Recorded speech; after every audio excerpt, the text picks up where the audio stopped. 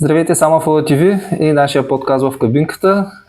Приветстваме в епизод номер 8. Казваме добре дошъл на Били Мустафов, организатор, капитан, технически директор, отговорник на МФК номер 10, бившото пекарни Чочо, но всички си ги знаем като пекарите. Да. Добре дошъл в нашото скромно студио. Радвам се, че ни гостуваш. Добре, Саварил. Аз също се радвам за поканата. Ами да започнем от началото на, така да го кажем, проекта Пекарни Чочо. Кога започнахте и как се зароди тази идея да направите отбора? Значи всичко започна, мисля, че доста назад във времето. Ще се върна поне 10 години назад. Така наехате сме по-назад, да е с богата история. Не, за този отбор, да, но по принцип всичко първо мина през гарнитурите по селата. Значи, като започнахме там да си играем и вече когато усетихме, че няма вече тая тръпка на голямото, нивото много се занижи, терените също и така нататък. И тук взеха да се появяват във Варна така наречените изкуствени игрища. И започнахме, мисля, че 2012 година, първо долу на морската градина и след като направиха игрищата на младост и се преместихме там. Може би 3-4 години и след това, през тези 3-4 години обаче, това ще само да ти кажа, мисля, че АМФЛ 2012 ли? 2012, да. Да, значи когато започнахме, на нас ни казаха, че е имало, но тъй като аз пресен от селата, от тези всичките негативи, които съм си ги живял близо 15 години и казах, не, викам вече повече организирано, не. И си играехме с приятели, с познати, нали смисъл. На свобода, беше на свободно, беше страхотно и така до заветната 2016 година, когато нашето момче в лицето на господин Колюлев тук е момента да без неговата ръка, благодетел, той е приятел, баджанак, играч, в смисъл такъв, той е невероятен и страхотен човек. Каза ми, че е записал един турнир и трябва да го изиграем. Да видим как е. Абсолютно. И аз викам, стига, нали, знаеш, нали, викам, аз вече не искам, не, вика, трябва да... И така, започнахме, хареса ни, тогава мисля, че стигнахме в финал и от есента на 2016. Вече влязахте в редовния сезон. Влязахме, но по принцип на емблемата ни пише 2017, защото тогава горе-долу една година, докато изчистим къде ще се играе какво, защото, но реално се родише 2016 година. И от тогава, като ни хареса и до ден днешен не спираме. Сега, ако се върна толкова години назад, бих казал, че малко съжалявам за тези пропуснати 3-4 години, защото тогава все още бяхме и по-млади, доста по-млади и по-силички можехме да се подкрепим с някоя друга награда, но не това е най-важното.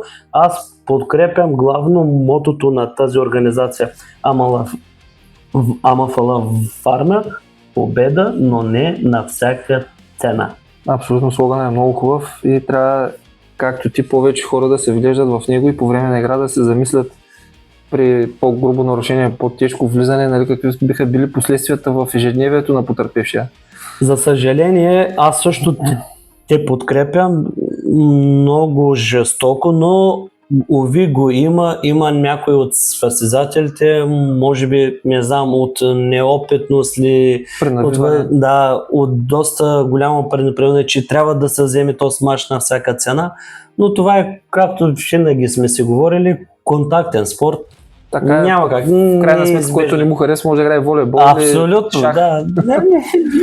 Или нещо друго, но така или иначе, това е положението, но на нас ни харесва и затова продължаваме да сме част от организацията. Като казах Колюлев, аз искам тук аз пък да споделя нещо лично свързано с него. Преди 2 години, мисля, имахме дали играхме помежду си, дали сме се засекли в залата, не съм сигурен, но носеше бомбони да черпи. Като разбрах тогава, преди 2 години, на колко години, се изумих. Значи апелирам към всички млади състезатели, въобще към всички, които обичат красивата игра, да вземат пример от Били, от Колю Илиев, първо, както каза, страхотен като характер, супер пичас, лоша дума не мога да кажа. Абсолютно. Страхотен съперник, винаги ферплей, винаги не рискува, не е рисков състезател и особено на годините, на които сега няма да говорим в цифри, нали, ние си знаем изключителна техника. Значи и аз особено от този сезон, знаеш, гледам всички мачове да направя клипове, компилации с голове, ами наслада е да го гледаш. Тук преди кръг 2 не мога да сетя срещу кого играхте, но дали не беше срещу Даюните в един прословут мач, за който говорихме с Ивайло Цанев, така направи един много сериозен рейд и с такава лекота прави да изглежда футбола лесен. Само адмирации, поздрави към бачо Колю Илиев.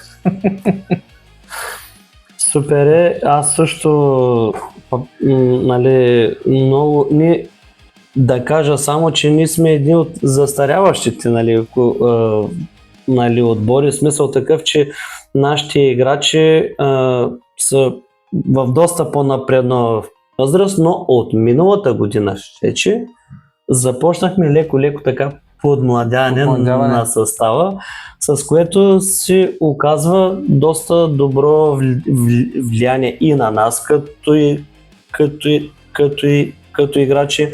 Ние да дадем този опит, който сме го имали през годините на тези млади момчета, ние да помогнем с нещо, те като помогнат и ще се случат, нали, нещата, което пак казвам, че има ли желание, винаги се намира начин, независимо от възрастта.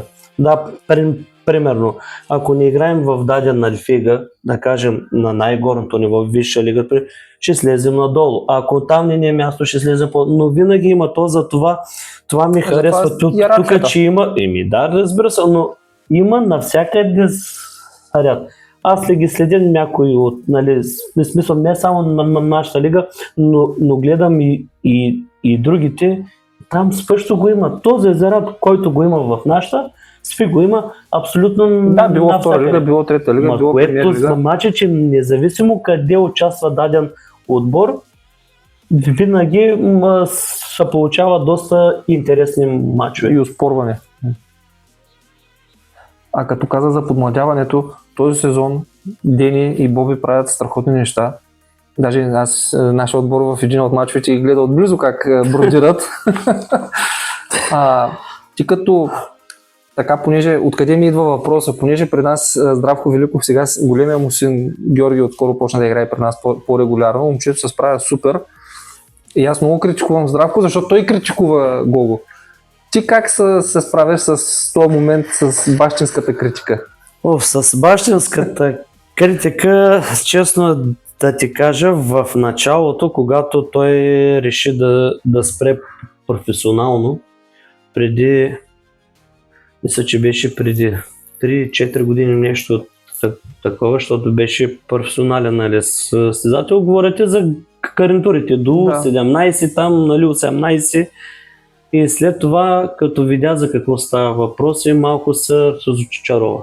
Но, когато има насреща човек в мое лице, смисъл такъв, като седнахме да говорим, на спокойствие, дадахме от това време да се оттърси от тази емоция, от негативната, нали, смисъл. И като му казах, има и на друго място, където ще се почувстваш и желан, и щастлив, и като започнахме, примерно за нашия отбор се знае, че всеки четвърта година, наред, вече пета поредна година ще играем на голямо и си правим машин, нали, като било то тренировка или няма значение.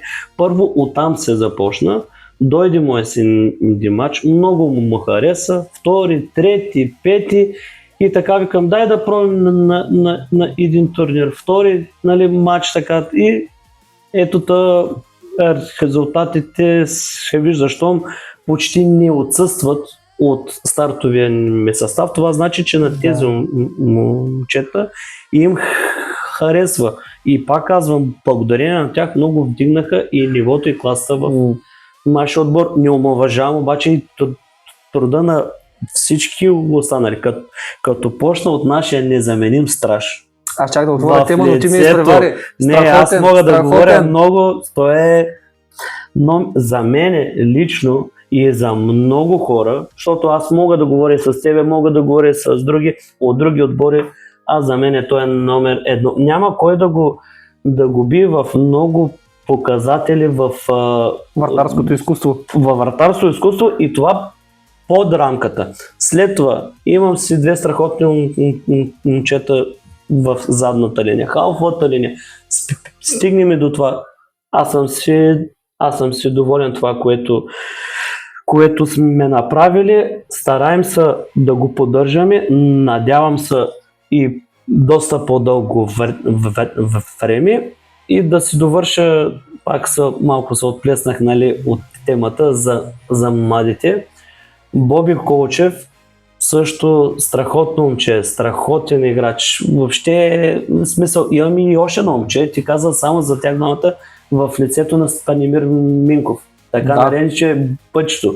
И още едно, Кристиан Фойков, но те много по-рядко имат си други ангажименти. В смисъл, те играете по две групите, когато им е натоварена много програмата, естествено, че няма как да присъстват, но Боби също играе в група, но матч, ако не е контузен, той не отсъства, което, пак казвам, има ли желание, винаги ще се намери начин, но да ги поздравим и да ги благодарим още веднъж, да им каквото можем ще им помогнем, да им пожелаем още дълги години да бордират, както ти се изказва по зелените терени. Да, и това е да са здрави.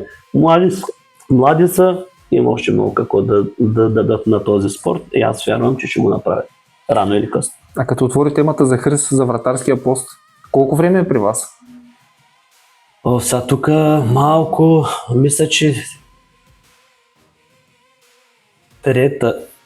трети сезон, мисля, че е при нас, или, значи, 2 пълни сезона сега ще направи, но за третия назад, като ги броим, или от полусезона, или той. Мисля, че, но да кажем, че са 3 години, 3 сезона. Ни един път не е отчаивал. В интерес на истината, доста пъти, като сме играли заедно, както прави феноменални спасявания. Клишето си въжи с пълна сила, много хора са плакали, като застанали срещу него, пак казвам, невероятен, страхотен. Но не само вие гледате за човека под рамката, а ние в нашия отбор гледаме и човека като човек. Като човек, да, това е много страхотна важно. Личност, приятел, каквито позитиви може да извлече даден човек. Това ние гледаме първо на първо, да, ние сме отбор и играем, но това тази нашата си вътрешна организация, която се мъчим да се направим и да се сприятелим. Това е най-важното,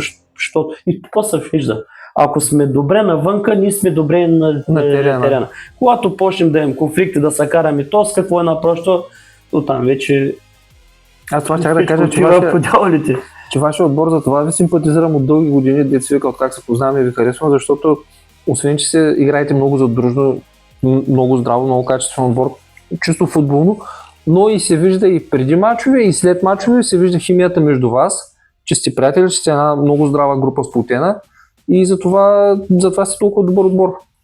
Така наречения разбор в кавички след мача е задължителен. И безценен. Няма как. Сега преди мача той не е толкова важен, но след мача е задължителен, което това е и удоволствието. Значи ние вече сме пределно неясно, че ние отдавна сме приключили за нещо по-сериозно и така нататък, но тъй като така наречения този спорт в мини футбол така назапали преди няколко години и то стана като краста.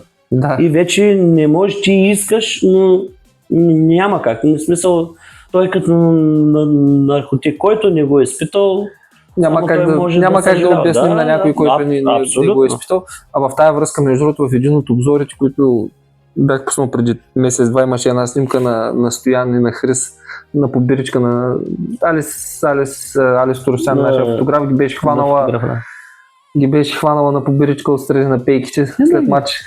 Абсолютно. Така че няма какво да... А да минем към настоящия сезон, който вече така си отива, остана един последен мач да изиграем. За мен ще е изключително удоволствие да затворим кампанията. За нас два пъти ще бъде голяма чест и удоволствие. Как оценяваш представянето на вашия отбор през сезона? По мое лично мнение, може 2-3 идеи по-нагоре в класирането, но вие вътрешно си знаете къде са причините за някои резултати. Винаги аз мога да го кажа. Сега, да почнем, искам да се върна само една година назад от миналия сезон. С оглед представянето на миналия сезон, на косъм бяхме от вземането на призови места. Говорим в рамките на една точка. Не ни достигна за една точка да се поздравим с медалите. Аз ако не бъркам с бандата, спорихте тогава май за трето място. Да, и за мисля, че тя изпревараха с една точка. Беше в наши очи беше леко разочарование. Не че да вземеш медал или награда, купа, вече нещо, кой знае какво ще стане, но все пак това е, деца вика, целият сезон даден човек или даден отбор се е мъчил, нали? И това е резултата, то за това са тези награди, плод на цялата година, който е постоянен, нали? Всеки труд се заплаща. Да. Тук, ако бяхме по-постоянни, тая година също. И аз пак да се върна с оглед на представянето си, имах много големи амбиции и надежди за тая година, като състава не се промени и си викам, що можем да издържим така, значи може и да надградим. Но за съжаление, когато дойде новия сезон и тогава направихме един-два негативни мача, два резултата. Нещо се случи, пречупилина, не мога да си го обясня. И както се случва по песто, бедата никога не идва сама. Един-два негативни резултата, няколко контузички на определени играчи, ключови и всичко отиде в канала. Да, както спа каза, и оттам все нещо ни достига. Ако човек погледне нашите резултати, повечето ни мачове са един гол раз. Не казвам, че имаме и с доста по-изразителни загуби, когато сме ги направили, но винаги в началото разликата е един гол, два гола, което значи, че нещо малко не ни е достигнало. Някой детайл е направил разликата. Абсолютно, да, някой индивидуална карешка ли ще бъде отборна ли, но мога да кажа тук с чисто сърце, що не сме в призовете места, не сме били постоянни, не сме се напънали малко повече, там не е мястото, така че гледаме напред следващ сезон и така. А как оценяваш борбата и качеството на отборите в първа лига през този сезон? По мое мнение, това е една от най-балансираните, най-изравнените като сили дивизия. И друг път сме коментирали, за мен сега не искам да някой да се обиди или нещо такова, за мен първа лига в АМФЛ Варна е да не кажа да не прозвучи, но една от най-непредвидимите лиги. Защо? Защото без този, мисля, че този сезон 3 кръга са реши или 4 кръга, да. Но минали години не се знае до последно кой ще е шампион, кой ще е второ, особено както и ние бяхме в борбата до последно. Второ, трето, в смисъл много интересно.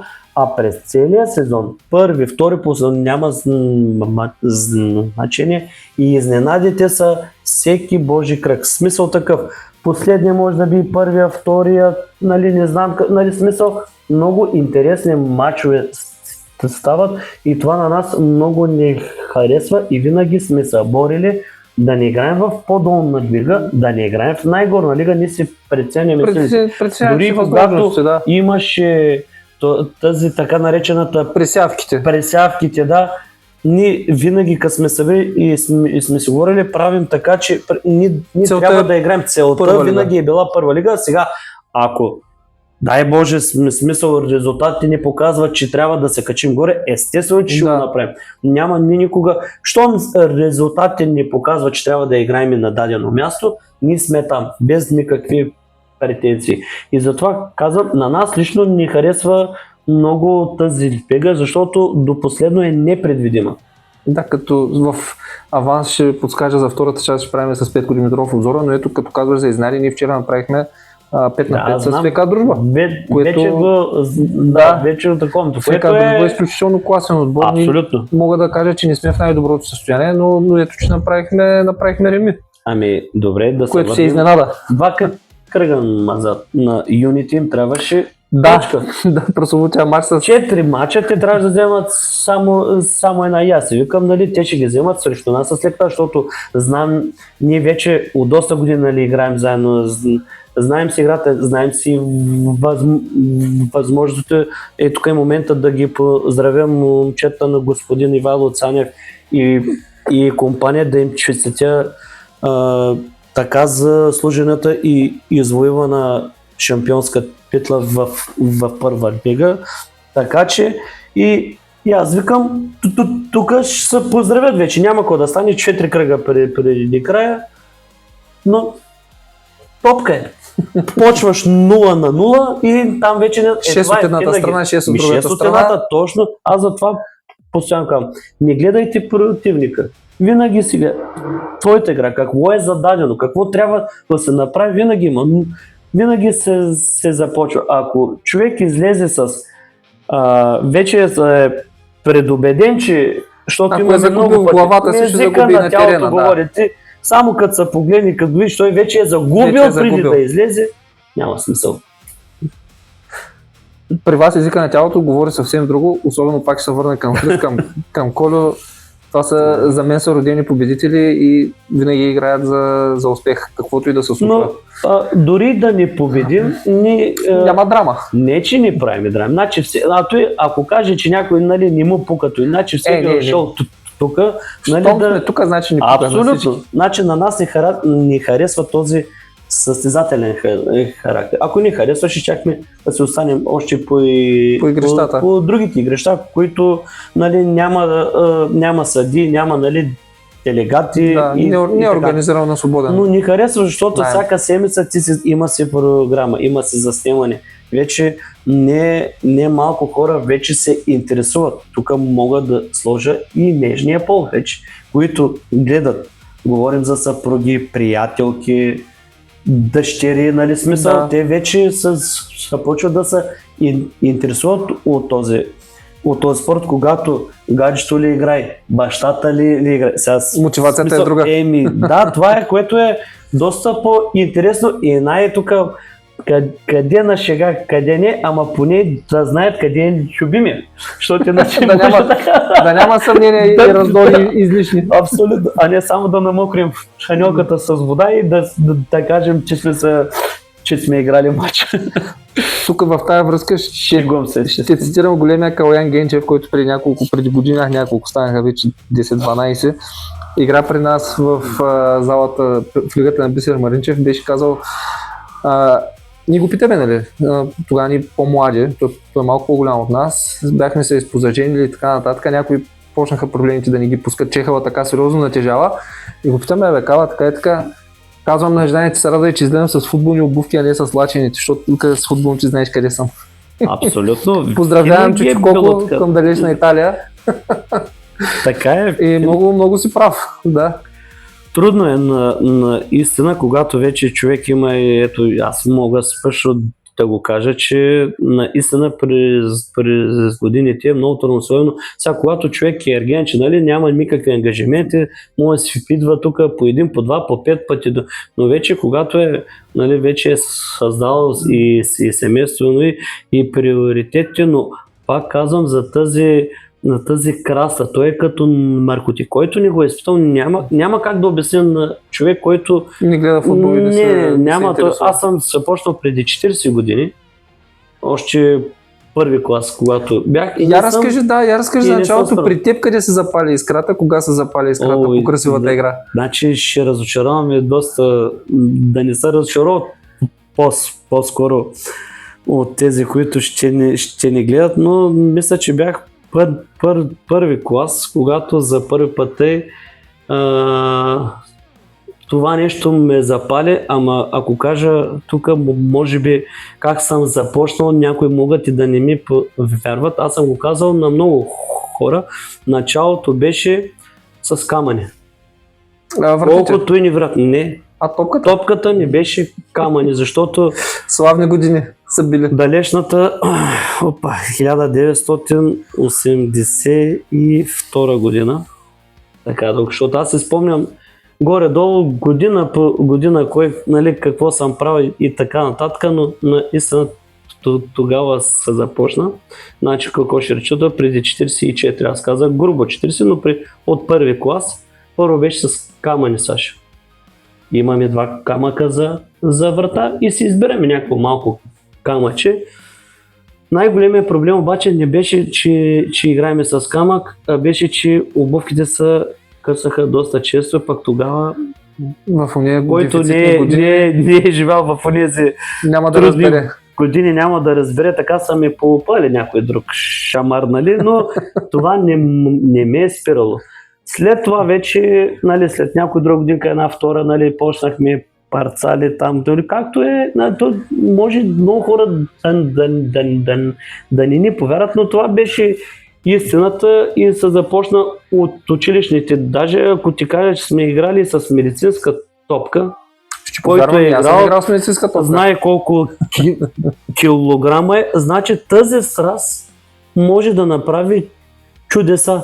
Което значи, дали ще играеш с камък, с медицинска топка, с парцали, нали? Топка от хартия. Докато стигнеш вече за първата ни топка, наистина тя беше от 6,10. Той няма как да се пропълни, защото тя е от 6,10, защото струваше толкова, беше от гума и когато те удари тази топка, по 2 седмица, да, то си беше като татуировка.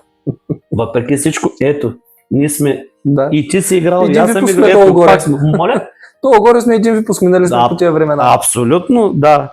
И там се започна, после имаше, вече като стана все по-висока, нали, година, имаше така наречените между училището. Тогава нямаше такива игрища, нямаше къде да, нали, да играем, нямаше школи, сега има, може би, не знам колко са, 20, 30, 50, само, нали, във Варна. Тогава нямаше такива школи. Гледаха междуучилищните първенства и треньорите гледаха, когато се играе светочилище на асфалта, да видят някои дете, да го помолят, нали, и така нататък. И така полека то на степенуване. Започваме все да награждаме. Да, Но като каза треньорите ходиха по училищата, то така са, поне по лично мое мнение, понеже футбол в момента, говоря за професионално ниво, е в може би най-ниската си точка, но в уния години точно така са събирали талантите, буквално от училищата са ги хващали за ушите и са тренирали, са ги възпитали. Докато сега в момента школите са, може би 30 станаха вече, не знам точната бройка, но но като гледаме навсякъде са... Сега не искам никой да обидя, но едва ли във всички школи качеството е на топ ниво да изкара готови футболисти за професионалния футбол. Ами там е съвсем друга тема, може би няма да не стигне цялото. Аз имам, защото както метнах малко по-рано, имам и пресен пример в лицето на моя син, който започна от най-ниското, нали, стигна до високо ниво. Мога да разкажа много, но не искам. Смисъл такъв. Затворена страница на всеки вече. му е ясно, да, за какво иде реч. Той затова, значи като гледаме и професионалистите какво правят, какво играят, само да вметна един, не може два български отбора да играят, единствените българи да са тримата съдии и делегата. Няма как да се случи. Искаме да излезе някой, нали, не на национално ниво, да излезе в клубата и спъкнимите ни дават шанс на младите. Много е болна тази тема, с много сме си говорили тъй ни като аматьори, но все пак ние, дори да сме аматьори, не пречи, ние виждаме как може да Да, нещата ги виждаме. Сега не искам бъсаме те имат си тяхното си виждане. Аз за това съм ги оставил, те си преценяват, така ще го направят, на който не му харесва. Най-лесното е да си издърпат детето и да не го дава на въпросната школа. Всеки да се преценя, но всеобщо е, че по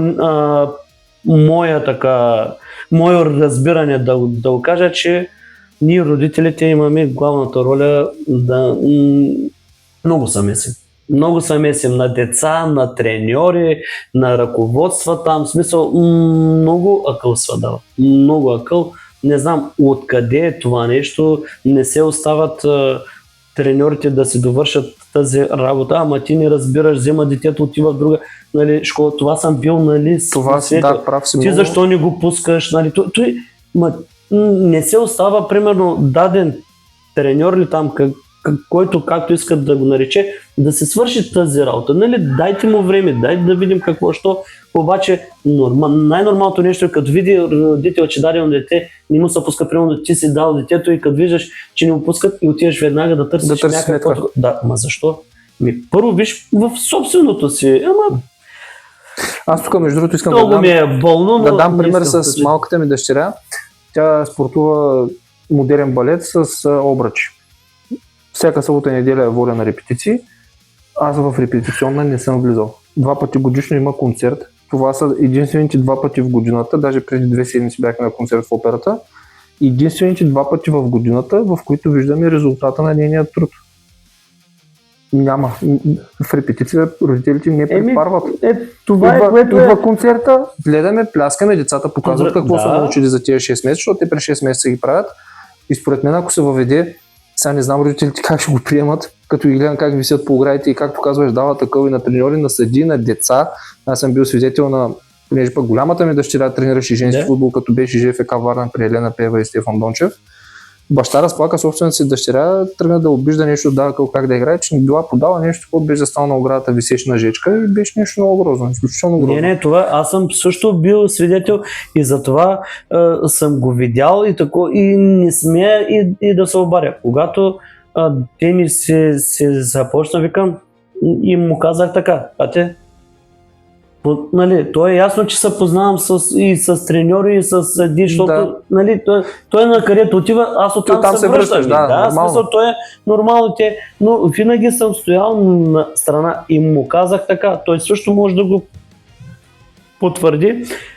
Ако ти си извоюваш място в даден отбор, независимо, Чича ли се казва, Делфин или няма значение сега да ги изборям Спартак Варна, нали, в който клуб си, ако ти си ще е на базата само единствено на твоето представяне и на твоето треньор, че те е видял и ти го се отваря. А не защото тати или има много пари, или там се познават, състои, пият си заедно, няма да казвам, нали, смисъл. Не, това е. Аз за това не искам, не ме връщай пак, защото е пълне, но продължава да го има. За съжаление, тая практика той винаги го е имало. Но когато е в по-малък мащаб, човек, нали, така се отвори едно деца. Ма то е масово. Масово е то, зато и се чакам. Аз всяка година чакам да излезе поне едно дете от Варна да излезе. Да. Тук има са излезе, но за капацитета на град, третия по големина град в дадена държава, нали, очакванията не са не да излязат 2-3, да излязат цял отбор. Повече, да. Всеки чакаме ни, колко пъти съм го казал, вече ми омръзна. Навън няма да кажа Англия ли, Германия ли, Испания, независимо къде. На 17 години той е вече в първи отбор. Тук на 22, на 23 ние още му слагаме етикет млада надежда. За кога? За кога? Не, обаче това е смисъл и зато и нека ни да се радваме. Даже по някой път си викам, нашите аматьорски мачове по някой път имат много повече заряд, много повече стойност и сега за качествен футбол, нали, но тази спортната злобата, спортната злоба обаче, нали, тя е умерена, нали, в смисъл това не мога да го видя в нашото първенство и аз за това и не гледам. Признавам си, моите приоритети са на друго място, докато не видя. Нали, всеки си има право на мнение. Моето мнение е такова. Няма заряд ли, трябва да го видиш това с сърце, както се казва, да го усетиш. Да. Като каза третия по големина град, аз пък тук искам да отворя една моя болна тема. На какво мнение си и на какво се дължи град като Варна да няма нормално съоръжение, на което може да се практикува нормално мини-футбол в нормални условия, което, нали, няма да е само за мини-футбол, естествено, че от всичките многобройни школи може да се използва. Даваме с всеки наш гост, с Галин Милков също го коментирахме, с Ивайло Цанев, коментирахме залата в Пловдив, която по мое мнение е страхотна. И какво според теб спира град като Варна да имаме някаква нормална инфраструктура? Знаем, имахме 2 закрити зали, едната стана за падел, най-вероятно и втората ще стане за падел. Саша, какво направо тук нема барваш по мазола ми, след мазола е това нещо. Нас, че тъй като ни дори на пределната ни възраст вече ни искаме и търсим, нали, къде да играем и има много, как да кажа, има желаещи, но защо го правят, аз също нямам никакъв отговор. Опитвал съм в лицето на организациите, във вашата и в другата, в която играем, нали, смисъл такъв и преди на трета, когато сме спели участие, защо се получава така? Виждаш, и тук не е само и бройката на терените, нека да говорим и за качество. И за качество, абсолютно. Ужасно е. Тук е направо, значи колко вече отбора, да не казвам голяма дума, ама трябва ли да умре някой да помисли вече и за здравето на тези всичките хора, които на следващия ден всеки е на работа. Абсолютно, да. Искаме да се забавляваме, за което си плащаме. Нали, смисъл, никога не сме казали това защо толкова нова. Има си регламент, дават са парите той. Нали, организацията си ги дава, защото аз ги разбирам и те са под наем и защо. Тук наскоро говорих с няколко други организатори на отбори, викам какво трябва да направим. Ако искате да се съберем и да отидем в общината ли, къде, нали, какво трябва да направим, за да се случи. Нека да направите още или ако не искат да правят, поне тъй като което е това тук, доколкото знаме на Спартак. На Спартак, да. Да, добре. Нали, да се обърнем към Спартак, ама примерно и другите неща, които са под егидата на общинските. Поне да им заменят на стилката на определено време. Нали, говорим за срок на годност. Купуваш си мляко, има срок на годност, да кажем 2 дена, 3, 5 хляба, еди си колко не както. Това също е с изкуствената настилка, да. Ми ги правим един път и после 20 години да, ще чакаме.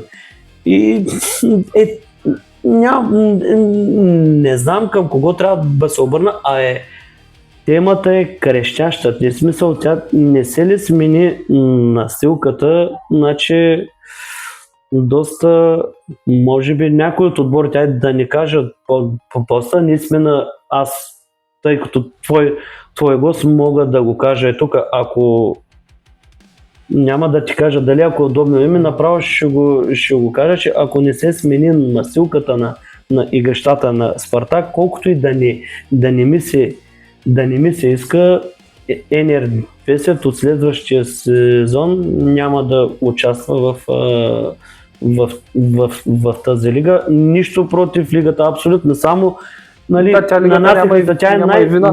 Няма вина. Аз съм говорил и с господин Георги Георгиев и той много и той е разочарован, нали, но трябва да се случи нещо. Трябва да се вземат мерки, да. Ами, Сега доколкото е вярно чух за 2 тежки контузии точно по този От терен, да. Ами, трябва ли да стане нещо по-сериозно, за да това е. Искаме, обаче ами надяваме се, тя върви комуникация с клуба, с Спартак. Поне лятото да се вземат някакви мерки, защото... Трябва. То, значи и като видя тук някой да играе с батони, не в липегата, говорят и и за школата. Ние си играехме, аз мога да кажа, че ние сме обиколили всички игрища в града и на локото сме играли. Да, казаха, спряха ни го за свободен достъп. Казаха, стадион Локомотив, правим основен ремонт, той е за нуждите на целия клуб. Да. За мъжете естествено трябва. За подрастващите един стадион Горен го направиха, изцяло му подмениха. И аз така иначе си помислих, че там ще бъде изцяло за нуждата на този клуб. Ние виждаме тук, че има и по-малки нали, от подрастващите на детско юношеската школа, тук играят, но те играят с бутони. Да, някой ще каже, ма те са малки деца, малки, ама многобройни. Бутона си е бутон. И бутона си е бутон, ама той е всеки ден. Да. И това е. И ако не е качествена и настилката, и виждаме резултата. За съжаление, да. Добре, приемаме, че настилката е подменена. Залагаме добрия вариант, добро развитие. Някакви планове за следващия сезон? Първи ще сме, които... То няма смисъл да напитат дали ще играем. Има ли настилка, то е ясно. Плановете за новия ни сезон нови попълнения, обмисляте ли? Сега, тук няма да издавам такива вътрешни тайни. Все още имаме набелязана смисъл, нали, както всеки един клуб, така да му кажа, защото ние вече от непрофесионални сме вече, аз за това винаги шегувам и с приятели, и с познати, нали, и с други, които не такова, ние сме професионални аматьори. Да, то много добре казано. Така че професионални аматьори също всеки се оглежда за свободни кадри. Чакаме да отвори така наречения бетен трансферен прозорец и до последния час, до когато удари конга, ще видим, дано да се случат нещата. Винаги има какво да се желае и в нашия отбор. Също искаме малко деца вика, да се вдигнем малко още. Не си го имаме, но да вдигнем още повече. И може би да разширите групата, да има естествено, повече ротации и по-голяма вариативност. Може би един от отборите с най-къса скамейка. Сега тук някой друг може да му опонира и не да опонираме, да кажем, вие имате много хора по списък. Никой да не гледа списъка, да гледа реално кой е на терена. Защото наистина има списък, примерно даден отбор 20-30 но колко так са активни? Реално колко активни, колко идват, по са записани така, защото много хора казват, пиши, а пък ще видим. Да. Обещавам мъжко, значи това е другата най-хубав лав, мъжко е да обещаеш, човешко е да не изпълниш. На приказка сме силни, но като кажа аз знаеш, че аз обичам да съм заограден с много сериозни хора и затова нашата скамейка може би е от най-късите в лигата. Не ни пречи, искам това нещо да го променя, да се заоградя с още някой друг качествен състезател и оттам насетне, ако не губим концентрация цялата година, да сме на едно добро ниво, да се опазим от контузии. Най-важното. Аз вярвам и убеден, че ще се класираме доста по-напред от сегашното ни състояние. А извън състоянието на настилката, какви препоръки би дал към организацията? Къде още можем да подобрим изживяването на играчите, на участниците, тъй като много пъти сме коментирали и с теб и с други хора, че сякаш на хората вече не им се играе в футбол. Доста отбори изпитва затруднение с събирането, много отложени мачове се получават поради липса на хора. И сякаш това, което беше преди години, дето казваш, има наплив, има интерес, има желание. Сега тук последната година-две, сякаш това наплив леко се охлади. Какво можем да направим ние отново да запалим искрата в тия, които не са докосвали до мини футбола? Сега за тези, до които не са докосвали, да, но първо да кажа, че значи винаги го има и това и финансовото изражение, нали, на нещата. То си личи в реда на отложените мачове. Отборите, които най-често отлагат, това са, които те се плащат сами. Всеки състезател се вади от джоба. Когато се вади от джоба, там е трудно, много е трудно, защото интригата вътрешната помежду тях е невероятна. Когато печелят, всичко окей, но загубят някой мач и се започва. Аз играх 10 минути по-малко, защо ще давам наравно парите? Там е разковничето. Да, там е разковничето и си мисля, но аз успях на много по-заден. Ако бях, как да го кажа, по-рано от 2016 в АМФЛ, тогава запалих двама от моите клиенти, когато Денито беше, нали, няма да спомням в школа. В коя школа, успях да изкопча, нали, някаква финансова помощ за тази школа. Било то ветровки, топки до това. Значи има хора, които... Значи трябва човек, за да се случат на нещата, трябва и малко, нали, както се казва, докато ни прореве, но беби няма да го нахранят. Не му да. Ми трябва малко и не наглост, но малко трябва и да са. Има много хора, които са готови, нали. Не, че са готови, ами могат да дадат. Има възможност да помогнат на някой отбор. Защото не, че е малка сумата, но за хора с бизнес, но трябва. Да. И тук гледам, че има отбори, които се мъчат това нещо да го направят. Трябва да се класираме на определено място, че това съм го чул. Трябва да се класираме на определено място, че чакат, нали, ако се класираме имат си цел, ако се класират и ще получат финансова подкрепа за следващия. Говорим за екипи, за плащане на мачо, което такси, е доста трудно. Но за младите, което сега пак това е другото, които са новите. Не знам защо, може би тези школи, моето обяснение е това, сега не знам дали е всеобщо мнение, но моето обяснение е това. Масово, когато дадена школа, нали, те не изкарат това дете до края или да стане като футболист, да му даде шанс за първи отбор, дори и в резервния състав, в смисъл дори и във втори отбор, те нещо рязко се разочароват и сменят спорта. Значи аз мога да ти кажа поне 5 около мене. Значи може да почнеш с футбол и накрая на 17, 18, 19 ставаш ММС. Не знам какво е това. Мода ли е?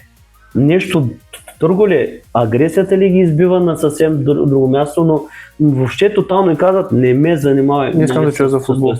То за това и ние сме още тук. Колко, нали, ако гледаме съотношението, млади и стари играчи, почти съм убеден, ако сложим някаква граница, да кажем 30-35, ми ще ги преборим. Като цифра, със сигурност ще ги преборим. Аз 15 колко пъти съм питал, а не е проблема, примерно, добре, пари ли нямате, нали, смисъл, той е ясно, ще младите, примерно, кой работи, кой не, нали, но има и хора, които са готови да подпомогнат с млад отбор. Въпреки всичко, значи това вече казваме, че вече дали искат да играят, дали се е запаляло нали, или го искаш, или не го искаш. Няма средно положение. Няма, ама ще дойда и като почна, то ще валя, аз няма да дойде. Какво е това? Това винаги ме изненадвало. Да не ти се е случвало, но има го, всичко го има. Значи от младия може да очакваш Даже и неочакваното. И най-неочакваното.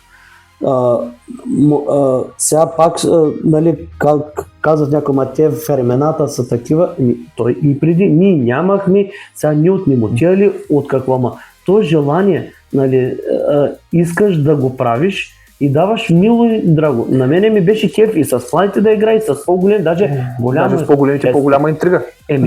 И те вече да да приемат покажеш. като свой, нали, Да. като бащички ни бяха и на уважават, и къде се срещнеш после, и не само и на терена. Да, абсолютно, да. Имаше то. Сега е коренно различно положението, но както нека каза и да по-рано, са живи и здрави. както каза по-рано, ние играехме с страйкър петица, с късаните гумейки на цимента, сега изкуствени Шпагатите се настилки. правиха на Да. шпагати се правиха Изкуствена на настилка. Аз си мечтах да играя на осветление. Това ми беше детската мечта. В Йовков играехме всеки ден до тъмно.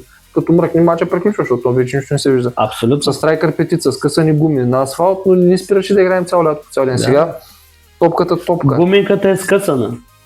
Лекопласта на Да, мама задължително. от къщи се взема, защото Да. нямаш другия. Не знаеш кога ще... Лекопласт лепиш, защото не знаеш кога ще ти купят. Да. А сега обувките, Едната ти бяла, защото е останала здрава от преди път, другата ти синя, защото имаше бели плътнейки и сини плътнейки с трети черти като Адидас. Абсолютно. И каквото е скъсан, като тъс лява, няма значение бяла синя. Вече всичко опира само и само ти да стъпиш на цимента. Не сме се отказвали. Прибираш се ужен по една седмица. Тъмън ти мине шаната. Айде пак. Обаче, нали, пак казваме, до желанието, до тяхната енергия, ако успеят да го направят, много позитиви. Аз съм се борил обично в личен план да докажа на хората около мен, че футбола, да, той може да ме вземе. Вземаме само часа за игра. Мога другото негативно. Говорите, ако съм далеч от близките ми хора, нали? От семейство и така нататък. Но колкото е взел, мога стократно да кажа, че е дал. В лицето, първо в твое лице, защото ти си ми пресен пример. Това е добър познат, приятел, смисъл такъв.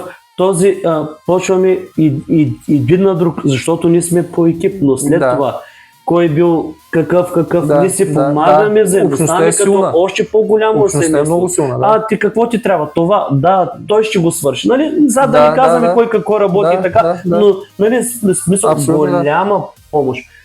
За това са и тези благотворителните турнири. Когато има нещо, ти знаеш, че на това трябва да се помогне. Ние винаги, ако не участваме, винаги участваме с финансова помощ. Защото това е достатъчно мачове, когато нямам нужния брой хора, казвам, ние няма да участваме но ще помогнем игрово, за каузата. но задължително. Винаги сме помагали и ще го правим. Това са неща, които ти остават, за цял живот. За цял живот. Най-добрите ми приятели са именно този... И аз мога да го кажа същото. Абсолютно. Ти, както казваш, отиваш да риташ, обаче в един момент се получава, нали, смисъл, химията я има, пасвате си, после се започват банкетчетата, запознават се жените, нали, смисъл и много. Значи тук най-добрият пример, който аз бих могъл и съм го видял и ги поздравявам, това са отбора на господин Галин Милков. Поздравяваме Галин Милков, любимец 13. Поздрави на любимец 13. Тези момчета страшно много са впечатлени. Те, освен че играят тук, те заедно гледат мачове. В смисъл, заедно гледат. Ходят по турнири. Семействата им са заедно. Имам чувството, че те живеят заедно. Доста често, значи това, което се вижда, и то благодарение на социалните мрежи. Да. Той, значи никой няма да каже кой какво е правилно, но това се вижда пълни адмирации от моя страна, което е похвално. И ясно е, че не всички може да го направят, но Това е, нали? Но те са смисъл, един това много е добър смисъл. пример. Те са едно от олицетворенията на красивата игра. Абсолютно. Така че, но искрено се моля тези чица, които ако не им дадат шанс, Да се за насочат към професионалния тук има достатъчно място, ще изпитат според мен даже още по-добра положителна емоция, ще ги сваредят бано да се запалят. Аз съм в мое лице, имаш човек, който постоянно говори. Агитира за футбола. Агитирам, да, постоянно говорят за тези неща и ако се запалят, би било добре дошло само за нас. Така е. И за финал нещо да пожелаеш на твой отбор, на всички участници на организацията. Нямаме все още книга за пожелания, работим по въпроса. То така ще напишем с задна дата. Аз тогава трябваше да вляза и с подарък.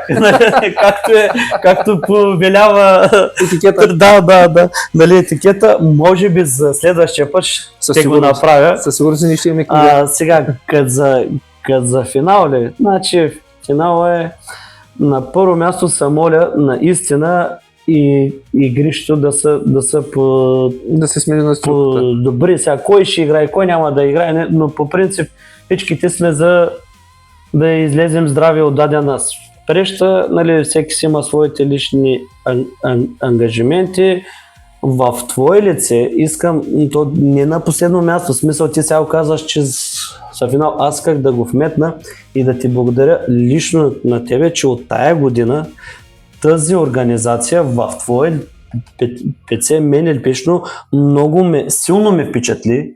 Това е не само мое мнение, ами и на много други хора. След твоята намеса, значи с тези видеа, които ти коства неимоверно много време, да ги гледаш, да ги селектираш, играч на седмицата, спасявания, нали, смисъл тези неща, страшно много енергия и ресурси ти коства, само адмирации, поздравления и надграждане. Сега с тези подкасти ли да го нарича, не знам как, но образно казвам. Няма значение, нали, трябва да сме модерни в края на краищата, да, абсолютно. И значи това нещо искам, ако може да се продължи, също е мотивация. Мисли го така, че някой ще го гледа такъв като мене и може и да се запали.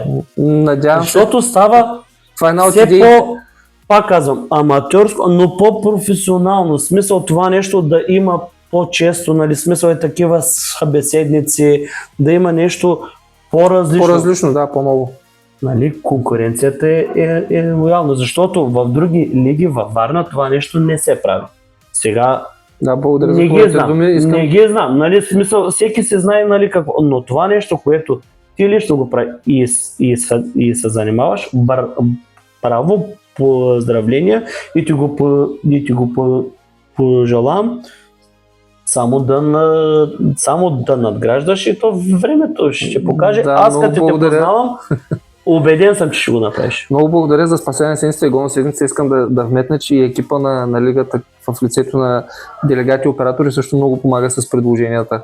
Да, номинациите. Аз виждам тебе като крайен, нали, продукт, но то винаги зад един продукт стоят и примерно са в да, сега не ги познавам кой какво прави, но в смисъл ти са хванал много добре. Това са статии, това са видеа, това са да те поздравя за вашата страница. Аз също я чета и такова.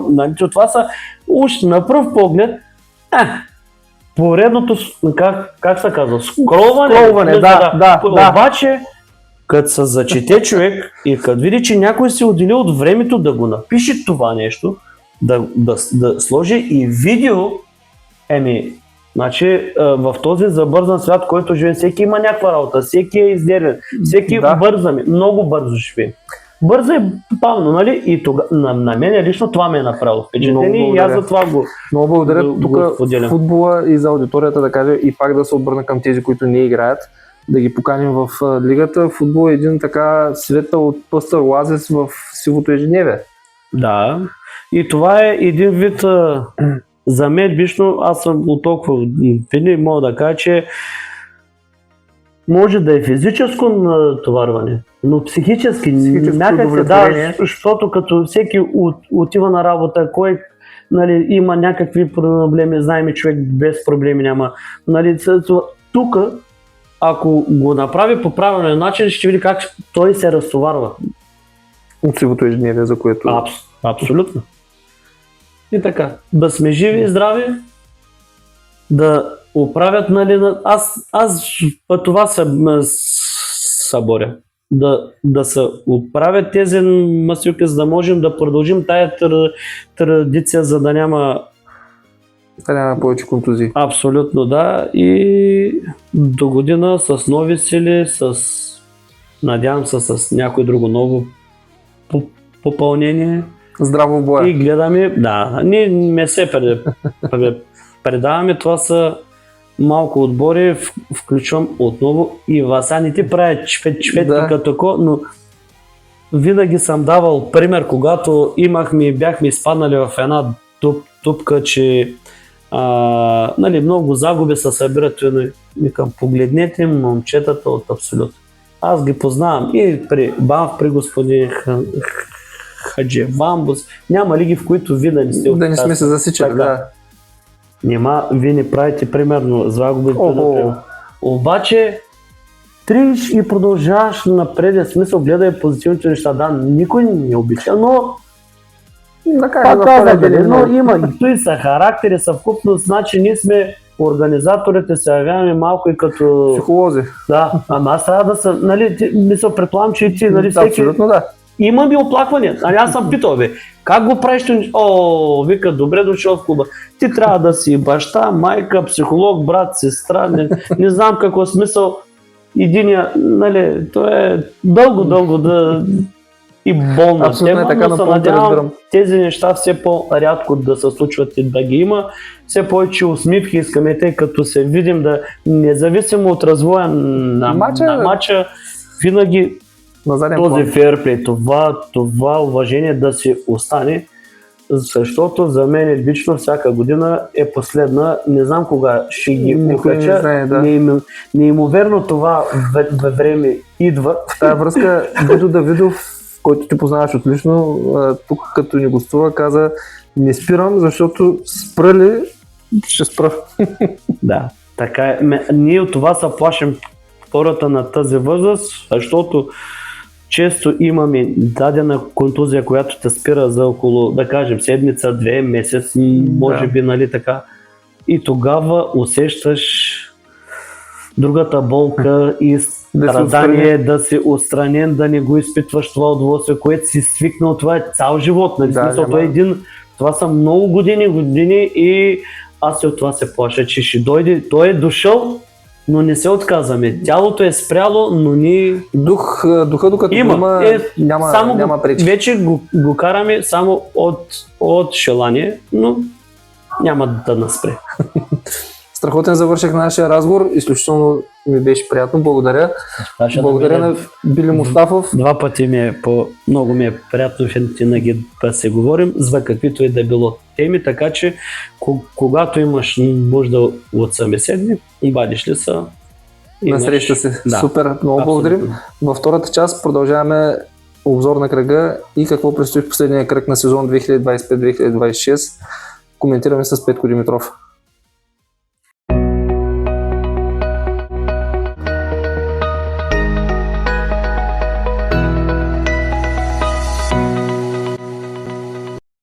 Продължаваме епизод номер 8 в кабинката. До мен вече е Петко Димитров. Да направим обзора на събитията от изминалата седмица и надявам се този път няма да пропуснем да кажем програмата за следващата седмица. Надявам се на същото, Саша. Все пак миналата седмица ние толкова бързахме да го направим по-бързо, така че накрая го изкарахме едни 40 минути, отделно програмата забравихме да добавим. Не ми се мисли сега на това. Тази седмица ще компенсираме, тъй като в първата част Били Мустафов беше доста обстоятелствен, стана страхотен разговор, надявам се аудиторията да го е харесала. Така че трябва да компенсираме днес с времето. Предпоследна седмица от нашите матчове за сезона, но пък може да беше дъждовно, но ако имаше дъждове от голове. Така е, в четирите дивизии паднаха доста попадения. Да почнем естествено по традиция с елитната дивизия. Където вече имаме един сигурен едно сигурно сребро, пак за пореден път. МФК Монтана ще се окичат следващата седмица, последваща де-факто на награждането, ще се окичат с сребърните медали. Да, това това място. стана факт след като вчера направиха равен с Импакт, техните конкуренти. Не, всъщност да обърнем внимание, 4-4, какво равенство? 4-4, страхотен матч. Страхотен матч, дори може да прочетеш гол майсторите, дори в самия край на среща Импакт ще се виждаха победителя. Да, но Монтана показва, че не се отказват до последно и са ги изравнили точно в последната минута, може би секунда. Буквално с последния удар по топката. Дани даде аванс на Монтана 1-0, 2-0 Манасиев. Русев върна едно попадение за Импактите през втората част, хет-трик на Петков, който беше избран за играч на матча, но две попадения на Адо донесоха така, може да наречем сребърната точка за монтанчене. Това се случи в петъчния ден. Основният конкурент на Монтана е МФК Тича, загуби 6-7 от МФК Феникс. Какво мислиш за този матч? Фениксите влизат в борбата и за бронза, този резултат. Мисля, че се получи добър завършек на вчерашната седмица с този матч. 6-7 толкова гола и такъв резултат се вижда често. Не ми се мисли, ако бяхме дали за познай точен резултат. Със сигурност нямаш да има много познали. Общо взето силен матч на Ванко, който стана играч на матча за Фениксите. Като гледам и малко е размяна на предимствата, но все пак Феникс са стигнали до своето, до трите точки и до шанс за... След няколко обрата стигат до битката за медалите. Седмицата започна в понеделник, ама факалудата банда срещу Фулмакс. Категорична победа на момчетата на Станимир Христов, 1-4, като гледам хубавата банда даже са открили резултата, но момчетата от Фулмакс бързо са се мобилизирали и са поне до половината се изравнили, след това второто половина са си взели необходимото. Да. Да обърнем поглед към класирането. Кръг преди края, МФК Балерини ясно е, че е шампион, МФК Монтана ясно, че е втори. Но какво мислиш за битката за третото място? Това ще бъде темата на следващата седмица. Като гледам, третия и четвъртия с еднакви точки, МФК Тича и Фулмакс. За тях са Феникс на една, отделно и Фулмакс дебнат от малко по-задна позиция и те на една точка разлика от тях. Наистина не знам какво да очаквам. Може да стане всичко и всеки... Феникс на 5 и 6 място, Феникс и Фулмакс, както виждаме, голова разлика ги дели едно попадение. Плюс 32 за Феникс, плюс 31 за Фулмакс. Тича са изиграли 26 мача, по 25 за Фулмакс, Феникс и Фулмакс. Мисля, че всеки от четирите отбора може да се мъкне на трето място и няма да е незаслужено, защото и четирите отбора показват доста солидна игра през целия сезон. И един бронз ще е доста добър завършек. Имаш ли изявен фаворит или всеки, както каза, всеки може да грабне третото място? Мисля, че имам, но по-добре да скрия пристрастията за сега. Добре, като казахме програма, да погледнем какво ни чака в последния кръг.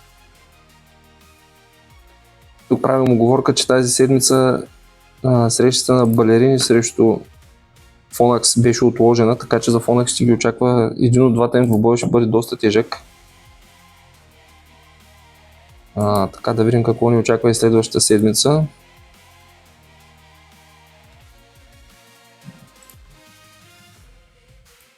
Обаче на компютъра нещо му е топло и не му се бачка.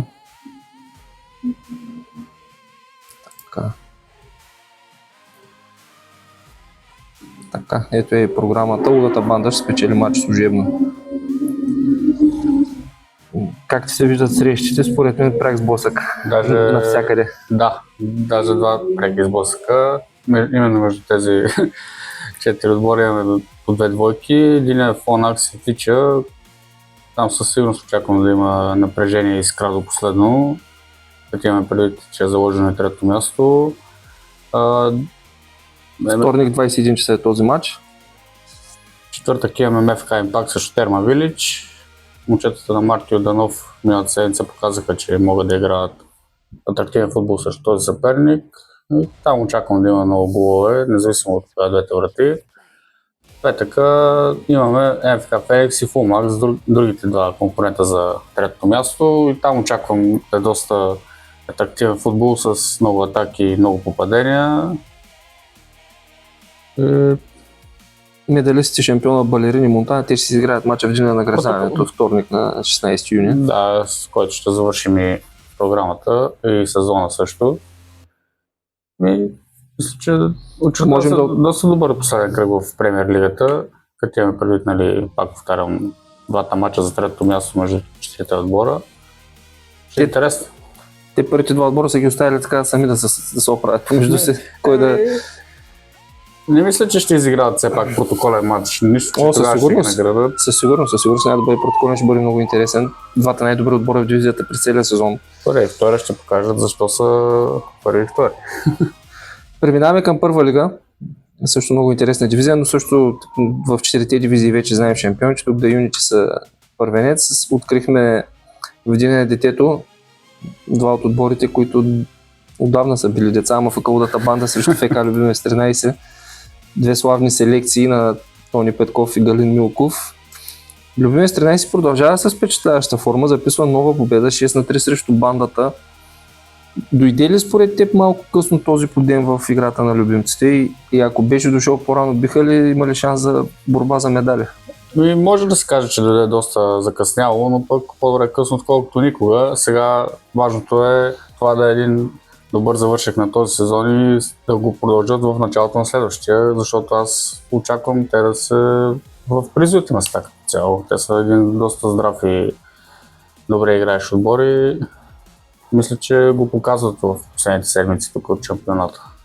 Да, иначе матча започна с размяна на автоголове. Александров от Любимец вкара за бандата, Недев от бандата вкара за Любимец. Имало е така паритет в това отношение. Атанасов дава аванс на любимците и през втората част два гола на Александров, един на Атанас Атанасов, един на Иван Атанасов, който е избран за играч на матча. А за бандата Замера и Ицо се разписват. Като Ицо оформя и крайното 3-6. Във вторник два интересни матча и резултатни. Да юните продължава с шампионска форма. Олег Алексиев е вкарал 7 попадения в този двубой за от крайното 9-4. Мисля, че по-голяма успеваемост от това. Тук голмайсторският приз е ясен. Няма съмнение. Олег Алексиев през целия сезон показва едно завидно постоянство и нюх пред гола, независимо срещу съперника, срещу да юните. Назимов от своя страна бележи хетрик за Space Team, Букоев дежурно попадение, но крайно недостатъчно да спрат вече шампиона.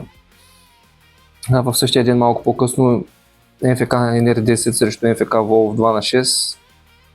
Били Мустафов надълго и на широко обясни в първата част какво е мнението му за сезона и защо така според него се е стигнало до отстъпление в представянето на червените. Сердар Хасанов хетрик, играч на матча, две попадения на Димов, дежурен гол на Илян Лев, неведнъж сме споменали за неговата форма. Денка, две попадения за пекарите. И тук за мен изненадващ резултат. Мисля, че няма кой освен ти да каже своето мнение за този матч. Изненадващ резултат 5-5 с оглед на това, че в седмицата преди двубоя така мога да кажем по взаимно съгласие се разделихме с трима основни играчи: Калян Пенев, Сашо Попов и Георги Копринков. Вече няма да са част от нашия състав. Естествено вратата винаги е отворена в футбола, никога нищо не се знае, но към момента ще търсят късмета си другаде. Използвам ефира да благодаря на Сашо Попов и на Калян Пенев за дългите години, които дадоха на отбора. Дадоха много. Като има броене за следващ матч, те винаги са първи с присъствие, винаги дават всичко от себе си. Калът е един страхотен нападател, който отбор да го привлече, ще привлече голям актив. Сашо Попов, невероятен защитник, много стабилен бранител, също много даде за отбора, така че при нас няма практика номерата да се наследяват, по-скоро 4,99 ще се останат заети за доста дълъг период от време. Георги Копринков също той не направи много мачове, но така остави някаква следа. От последните мачове имаше някакви разминавания между очаквания и реалности от двете страни, така че Пожелаваме успехи на тримата. Очертава се един доста интересен трансферен прозорец за теб като менеджер на отбора. Надявам се да успееш да намериш по-бързо попълнението и да комплектоваш за началото на другия сезон. Чакаме да мине последния матч с NR10 и тогава ще мислим за трансферната политика. Иначе в матча с ФК Дружба доста по-успешно се представихме от миналата седмица, когато загубихме катастрофално 2-8 в отложен матч. Кенан и Смет реализира хетрик през първото полувреме. Поведохме 2-0. ФК Дружба съответно изравни две падения чрез Боята и Петев. Много класен състав, много искам да подчертая класата на ФК Дружба, страхотен отбор. Като тук трябва да отлича и нашия вратар Тошко Тодоров, който се отличи с едно и две спасявания. Димов отново изравни резултата в началото на втората част. Иван Петков 3-4. Тук последва обрат за Дружба. Ангелов и Димов в 38-41 минута до 5-4 докараха нещата. Здравко Великов в последната минута се възползва от подаване на Иван Петков от корнер. Много прецизно удар на Здравко. Той така се зарадва, между другото, той не от най-емоционалните играчи, но тук определено аз за 13 години за първ път го виждам да отприщва някаква реакция след гол. Обикновено се обръща и се заминава към нашата половина. Явно този гол е значил много за него, щом така. И тук след това попадение имахме 100% ситуация да затворим матча, не успяхме да вземем 3 точки в ответната атака, страхотна ситуация за ФК Дружба, те пък да се спечелят матча на свой ред, въобще много инфарктен завършик на двубоя. Крайна сметка мисля, че равенството е било един достоен завършик. Справедливо Реми, ние сме категорично по-доволната страна. В класирането да юните е ясно 66 точки недостижими, но тук ще има борба до последно за второто място. Да, разликата е само една точка между отборите на ФК Валекс и МФК Волов, 56 и 55 точки. Дружба с на четвърто място Бетон. Мисля, че добър завършек. Надолу продължаваме с своята банда 5, Любимец 13-6, твой отбор АФК Абсолют 7, НР 10 са 8, Space Team 9 и Термополи, за съжаление, се отказаха и става 10. Тук единствената въпросителна на класирането крайното ще бъде такова, както гледам, няма да има промени следващата седмица, никой не може да мръдне нито нагоре, нито надолу, единствено остава интригата в ФК Валекс и ФК Волов, на коя позиция ще завършат, кой ще грабне среброто, кой ще грабне бронза. Да видим и програмата. Така, Любимец 13 също Дружба. Със сигурност там ще е един здрав матч. Двата отбора, които показват, както казахме, завидна форма в края на сезона, съм сигурен, че няма да ни разочароват. Space Team се изправя срещу Волов. НР се изправя срещу Абсолют. И The Unity има среща с Валец. Доста интересно. И тук ще има първия и втория на деня на награждаването, но пък дали ще бъдат втори. Дали ще бъдат втори, да. Тук е големия въпросен, тъй като Волов ще изиграе своя матч срещу Space Team в четвъртък от 19. Понеделник от 19 е Любимец 13 срещу Дружба, в петък NR10 Абсолют в 8 вечерта и във вторник деня на награждаването деня ще бъде открит с този матч The Unity Valex и очаквам страхотно дерби. Двата отбора със сигурност ще влязат здраво. Със сигурност ще има доста емоции, да, не вярвам момчетата от The Unity също да са още в лятна ваканция. Аз имам информация на ухо, няма да издавам източника, но знам, че партито по случай титлата и 10 годишната на отбора ще бъде на 20. На 20. Така че на 16 още ще бъдат в състезателен режим. Разбира се. Много емоции ни очакват, че с първа лига. Поглеждаме към втора лига, там шампиона също е ясен ФК TNT. Второто място също е решено ФК Монтана 2, но да видим пък какво направиха отборите. Във вторник са изиграли матч между Max Digital United и ФК Фратрия. Digital United взеха този матч с 6-3. Като гледам, на полувремето било доста равностойно, защото понеже е завършил 1-1, но след това... До 39-та минута имало интрига. Но след това 5 гола на Max Digital и Фратрия претърпяха тежко поражение. Те последните два мача, преди този мач загубиха от Албион, един отложен мач 0-3, показват някакво отстъпление в края на сезона, което им коства и шансовете за сребро. ще трябва да се задоволят с бронза. Мисля, че именно този пропилян шанс за среброто Ги е демотивирал. Да. Какво мислиш, дали има отпускане при Монтана или Албион просто намери формата си в края на сезона 5-5? Ами тези двата отбора играха миналата седмица, ако не се лъжа, в сложните матчове, но този път, като гледам, Албион първото по време категорично са си го взели с 0-4 на полувреме, също Монтана, Янков с хеттрик и Добата с едно попадение. Монтана на полувремето явно бързо са направили разборка на матча и са се мобилизирали и вкарат 5 поредни гола пък също време. Обръщат матча впечатляващо. Да, по две попадения на Димитър Миланов и на Атанас Йончев. Атанас Йончев обичайно за попадение за Монтана също. И едно попадение на Йорданов, но пък Албион не се даде и показа, че след силното първо по време заслужава пък поне точка. Поне въпреки, точка, че да. толкова пък поне точка заслужаваш, като по време си водил с 0-4. Поздравявам Иво за хетрика, ние от деца се знаем, сме изиграли не един и два мача на цимента в Йовков. Дълги години се опитвам да го привлека при нас, обаче той остава лоялен на Мартин Игнатов и компания. Следващата среща също много резултатна и много интересна. Какво ти е мнението бандата на града срещу автобуса Парк да Бъс 6/5? Ами мисля, че Никой не е паркирал в автобуса, явно е останал на паркинга. Вземи думите от устата, наистина. Щях да кажа буквално също нещо. Ами, хвърлях по един поглед и на този матч, защото бях тук на терен и така, честно, голяда си беше сега. Мисля, че все пак бандата на града показа една идея по, не знам, опит ли да го кажа, или пък настоятелност, но концентрация, може би? Концентрация също така. Наистина, попадение за попадение, като гледам вървял матча и Великов открива за бандата на града, след това следва бърз обрат на Парк да Бъс с попадение на Ивцата и на Вълев, след което бандата завършва по времето с нови 3 гола и на по-времето се отегля с резултат 4/2. Второто по време продължава с головете. Автобуса явно излиза от защита и минава в нападение. Излиза в обороти.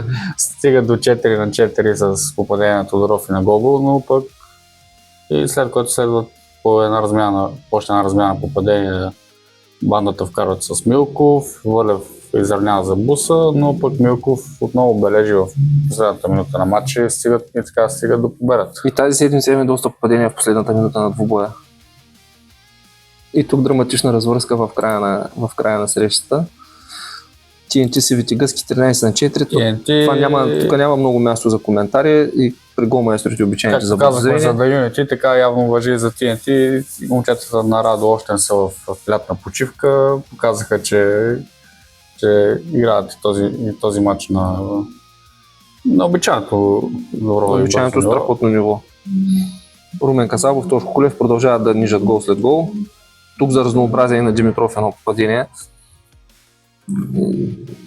Заслужен успех на TNT. Бих добавил и това, че за първи път от много време нито един от обичайните трима беше играч на матча. Именно Галин Димитров беше избран за играч на матча. Да, между другото, наистина и на мен ми направи впечатление.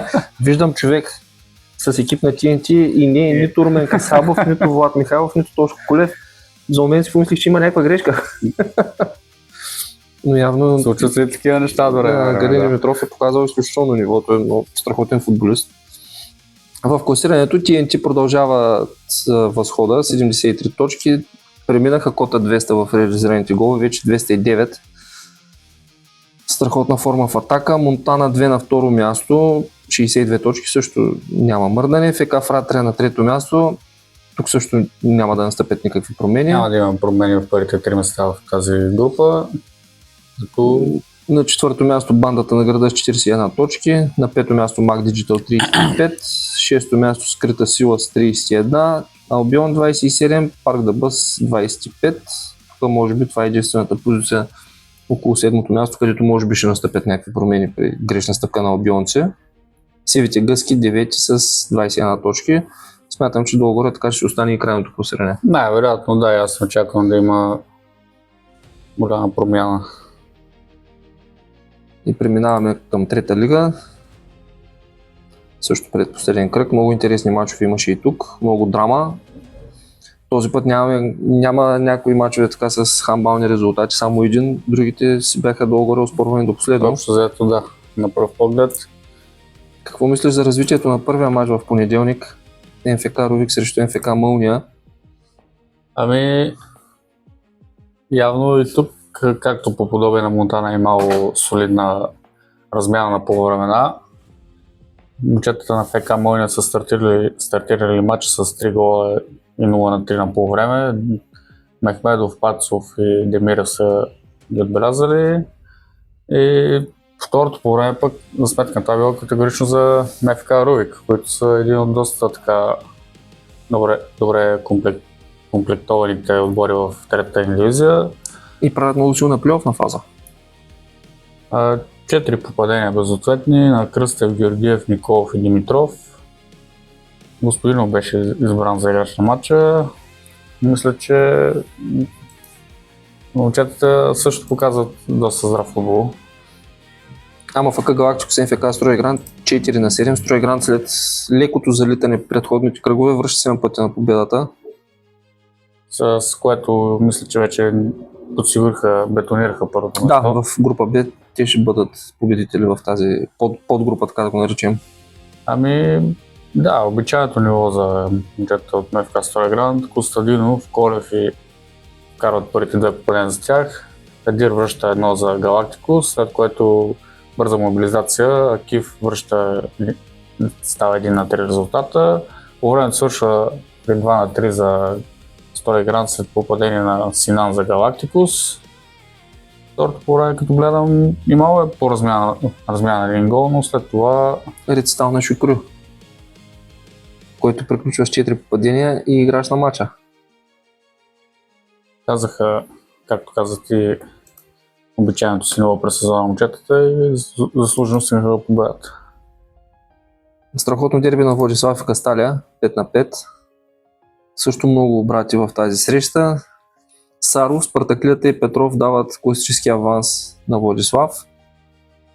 Спартаклията играе в Владислав е малко парадоксално между другото. Малко, да. Лидерите на Има известна Касталия, ирония, да, в това. лидерите на Касталия, Весо и Бързев връщат 2 попадения, връщат и отбора си в срещата, става 3-2 до почивката. 2 попадения на Костов правят обрат, Пълния обрат, да. пълен обрат, 3-4. Веско Николов поредно попадение за 5-3. Тук 100% Касталия си помисли, някакво остане, това мач го взехме с оставащи Но пък 10 минути. Последните 3 минути Саров от ФК Владислав имал други планове и с това стига до точката 5-5. 5-5. Саров не един път съм изтъквал головата му форма. Страхотен нападател, макар че по презумпция е избранител. Всяко го сложат нападател, какво чудо ще бъде. Мисля, че трябва да помислят върху тази опция. Отборници. Терзиев е избран за играч на матча. В другата среща аз малко съм изненадан, честно казано, от пасивността на Спортинг Лятно Кино, които отстъпиха с 4-12 на СТБ Добрич. Сблъсък на новаците. Може би не е бил техният ден, но Добришли тук са категорични. Въобще не остава никакво съмнение в кой е бил по-добре отбор на терена. Със сигурност аз очаквах доста голям интерес този матч, понеже симпатизирам, така може да се каже, двата отбора, нови отбора в нашето първенство. И както каза ти, съм изненадан от резултата 12-4. Категоричен рецитал на СТБ Добрич и Гути е избран за играч на матча. Който вкарва 3 гола. Дучката обичайно сред голмайсторите, той има 4. Пенев с 2, Крамской, Юрданов с 2. Въобще е страхотна голяда. Делегата е имал доста работа в тази среща. Със сигурност не е имало време за други работи. Да вдигне поглед. Така преминаваме към двубойте в четвъртък, когато в началото на футболния ден се изля доста солиден порой. Това не спря отборите да дадат всичко от себе си. Имаше така и дъжд от голове. Започваме с Тича Supporters United 1-3. И казал доста така добра победа на Supporters срещу отбора на ФК Тича 2. Петров открива резултата и така свърша по времето 0-1 за Supporters, след което Крис има злощастния късмет да си вкара автогол за Тича и така резултатът става 0-2 за Supporters. Бакарджиев връща едното попадение за Тича и дава шанс за нещо повече. Точката не е за нещо повече, но пък то бива бързо попарено с гол на Александров за пореден път в 50-та минута тази седмица. Както казахме, доста last minute гол. Да. Точно както имаше такъв и на следващия мач, където бяхме изключително близо до сензация. Тя се случи, но в по-малка степен. Firefighters за първ път през сезона губят точки. Да, ние коментирахме този матч, докато се играеше. 0-3 за Иназума в началните минути. Стаз и две попадения на Недев дадоха тази предина, след което последва бързо мобилизиране на Firefighters, но с попадение на Минчев и Александров. Но пък Вълчев върна едното попадение малко преди края на полувремето и така полувремето свърши 2-4 за Иназума.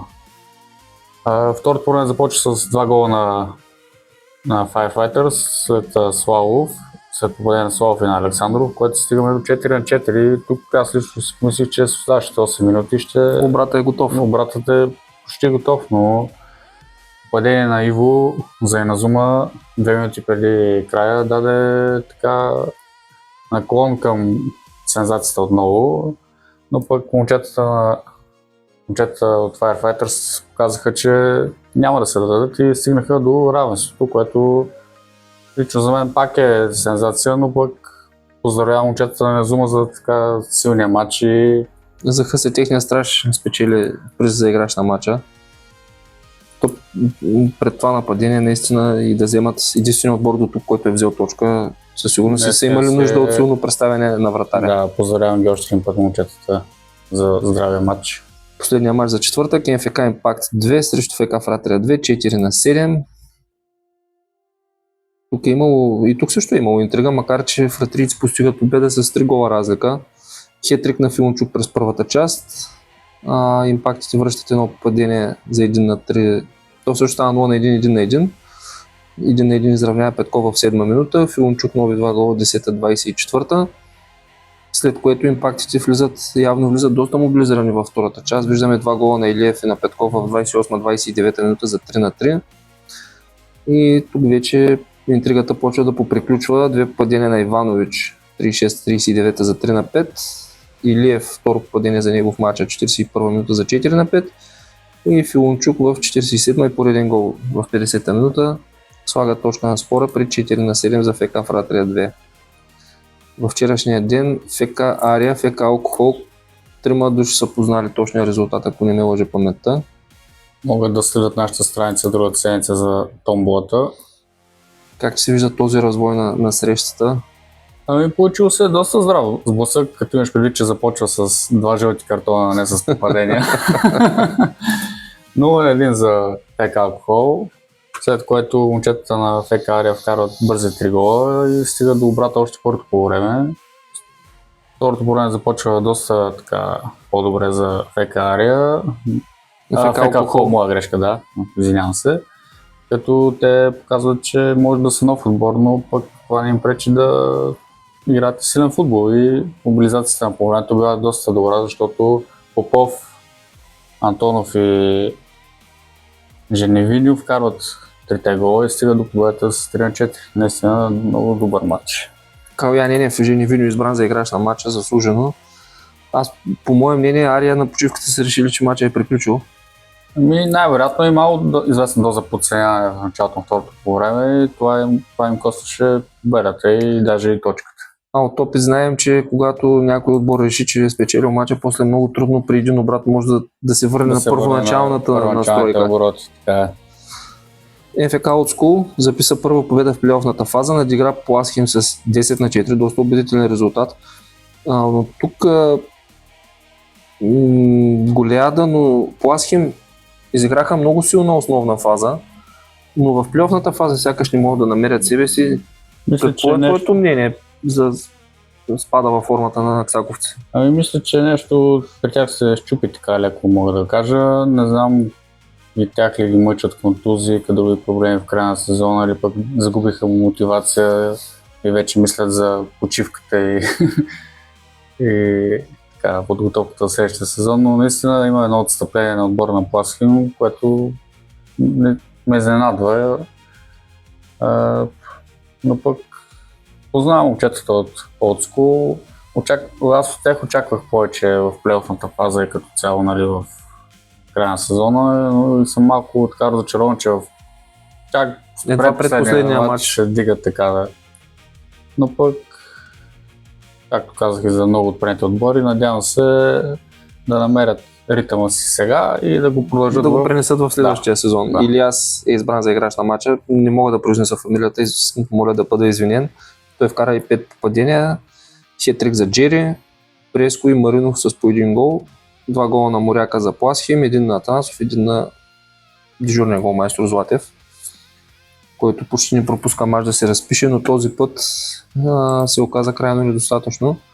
В класирането група е ясна, Firefighters шампион в дивизията. Второто място е за ФК Фратрия 2, които имат 19 точки. Но пък имаме здрав сблъсък за трето място тук. Да, Импакт и Назума ще спорят за третата позиция в подгрупа А. Пласхим на четвърто място, Old School на пето. Подгрупа Б. Тук също ще има битка за второто място. Какво мислиш? МФК Стройгрант е ясно, че ще спечелят тази подгрупа. За второ и трето място ФК Alcohol Supporters. Мисля, че ще е доста интересен последен кръг. Очаквам сега. Доволен съм от играта на ФК Алкохол като нов отбор. Приятно изненадан съм също, но мисля, че Supporters може да покажат едни по-така здрави нерви на една идея малко по-концентриран отбор и имат все пак един сезон вече зад гърба си, може да покажат и това в последния матч и да стигнат до второто място. ФК Ария с 17 точки, МФК Тича Галактико с 7 и с 4. От група В, какво мислиш за класирането? Мисля, че класирането в група В Рубик са заслужено на първото място, следвани от Сатеба Добрич и Касталя с 22 и 20 точки. Там ще има сблъсък за импровизираното сребро. За импровизираното сребро, точно така. И там ще има също така сблъсък на опита, защото Сатеба Добрич са един от новите ни отбори, но пък Кастали имат доста сезони зад гърба си. Очаквам да дадат максималното от себе си и да опитат да стигнат до второто място. Спортинг Лято Кино четвърти с 15 точки. Там няма какво да се обърка. ФК Валислав 5 с 8 и ФК Молния на последното място с 3. Поглеждаме и тук какво ни е приготвила програмата за последния кръг, който ще започне за трета лига, ще започне във вторник с така солидно количество от 5 мача. Ще започне в 20 часа Фратрия Пласхим. По същото време ще играят МФК Стройгрант и МФК Тича 2 и тук имаме много интересен прак сблъсък, за който ти говори преди малко в 21 часа. Да, явно Сатъба Добрич и Касталия ще решат кой ще вземе втората позиция в група В. Ще има определено интрига и в тази група. ФК Молния в 22 ще мери сили с Спортинг Лятно Кино и тук ще имаме отново сблъсък за медали. За третото място МФК Импакт срещу ФК и Назума в 10 часа ще решат кой ще приключи. Мисля, че тези два отбора се познават много добре помежду си и ще ни предложат едно истинско зрелище. Особено ако менеджерът на Импакт се завърне към страничната линия, защото тази седмица отсъстваше, доколкото видях. Ще е интересно наистина. Четвъртък имаме два мача между отборите на МФК Old School и МФК Firefighters. И от 9 часа и от 10 часа имаме АФК Галактикус и ФК Алкохол. Тук очаквам доста интересен матч да е на нашите нови отбори. В петък имаме един матч, той е между отборите на Supporters United и ФК Ария. Мисля, че тук Supporters трябва да покажат една идея повече късно, че да успеят все пак да свършат каквото се изисква от тях. Но пък виждаме, че при евентуален успех на Ария ще се разминат позициите. Позициите, да. Ария ще влезе в тройката. Така че значи... има сериозен залог в този двубой.